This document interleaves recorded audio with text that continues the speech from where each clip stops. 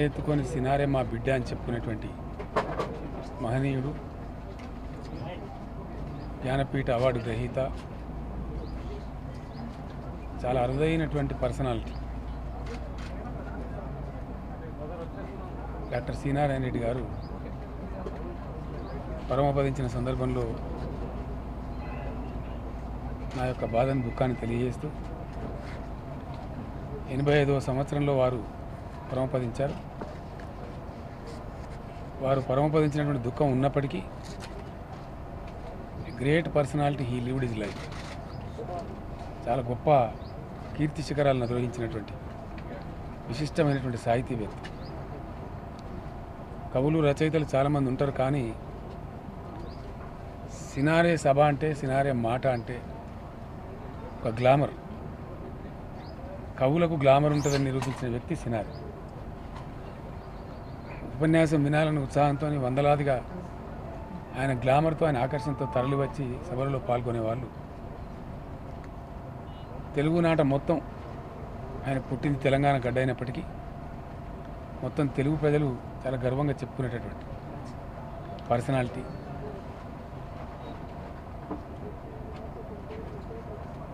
ఆదిప్రాసలకు, అంత్యప్రాసలకు అద్భుతమైన నడక. ఆ విషయంలో సినారేకు వారే సాటి, వారికి ఎవరు పోటీ కూడా లేరు. అంత గొప్ప పర్సనాలిటీ. వారి ఆత్మకు భగవంతుడు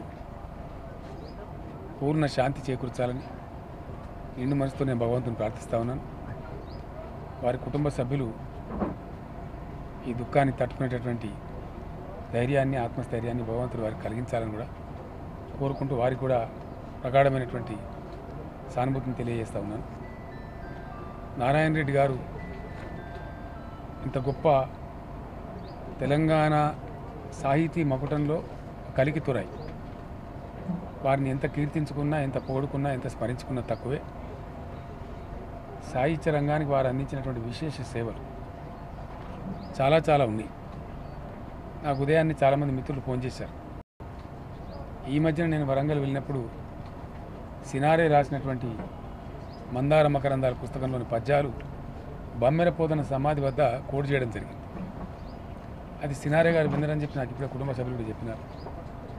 ఆ రకంగా నాలాంటి అభిమానులు కోటాను కోట్లుగా కలిగి ఉన్న వ్యక్తి సినారే గారు. చాలామంది సూచించారు వారి అంత్యక్రియలలో పాల్గొనడానికి ఆసక్తి గల వాళ్ళు తెలంగాణ నలుమూలలో ఉన్నారు కాబట్టి ప్రభుత్వ పరంగా 100 బస్సులైనా సరే ఏర్పాటు చేసి పాల్గొనదలుచుకున్న వాళ్ళందరికీ కూడా అన్ని కేంద్రాలలో బస్సులు ఏర్పాటు చేయడం జరుగుతుంది. ఆసక్తి ఉన్న వాళ్ళందరూ దయచేసి రావచ్చు. వారిని మరలి తిరిగి సురక్షితంగా వారి గమ్యస్థానాలకు కూడా చేర్చడం జరుగుతుంది. ఒకటి. రెండవది, సినారే గారి స్మారక భవనం నిర్మాణానికి నగరం నడిబొడ్డున చక్కటి అప్రాప్రియేట్ స్థలం కేటాయించి, ప్రభుత్వమే నిధులు కేటాయించి సినారే గారి స్మారక మ్యూజియంతో పాటు ఒక సాహితీ సమాలోచనలు జరుపుకున్నటువంటి చక్కటి సమావేశ మందిరాన్ని కూడా వారి పేరిట ఏర్పాటు చేయడం జరుగుతుంది. ఒక ప్రముఖ సంస్థ, ఒక యూనివర్సిటీయా లేకపోతే ఇంకోటి సాహితీవేత్తలు నిర్ణయిస్తారు. వారు కోరిన ప్రకారం తెలంగాణలో ఒక ప్రముఖ సంస్థకు సినారే గారి పేరు చిరస్థాయిగా ఉండేటట్టుగా వారి పేరుని కూడా పెట్టుకోవడం జరుగుతుంది. ట్యాంక్ బండ్తో పాటు పూర్వ జిల్లా, అదేవిధంగా సిరిసిల్ల జిల్లా కేంద్రంలోను, ప్రస్తుతం సిరిసిల్ల జిల్లా కేంద్రం అయింది కాబట్టి, అదేవిధంగా వారి స్వగ్రామం హనబాజ్పేటలో కూడా ప్రభుత్వ పరంగానే వారి కాంస్య విగ్రహాలు కూడా ఏర్పాటు చేసుకోవడం జరుగుతుంది. అదేవిధంగా వారు అతిగా ప్రేమించినటువంటి సారస్వత పరిషత్కు తెలంగాణ ప్రభుత్వం ఏర్పడిన తర్వాత ఇప్పుడు సంవత్సరం 10 లక్షల రూపాయలు గ్రాంట్ ఇవ్వడం జరుగుతుంది. ముందు కూడా సినారే గారు కోరుకున్న విధంగా తప్పకుండా వారి కోరిక మేరకు సారస్వత పరిషత్ ప్రభుత్వం పూర్తిస్థాయి అండదండలు కూడా అందిస్తుంది. వారికి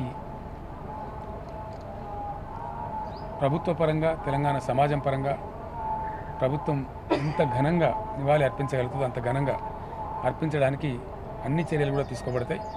ఇంకా ఎవరైనా ఉత్తమోత్తమైన సలహాలు వారి గురించి చేస్తే వాటిని కూడా ప్రభుత్వం స్వీకరిస్తుందని మనవి చేస్తూ, రేపు చాలా గొప్పగా అందరూ కూడా వారి యొక్క అంతిమయాత్రలో పాల్గొనాలని చెప్పి సాహిత్యాభిలాషులను అందరినీ కూడా నేను కోరుతా ఉన్నాను.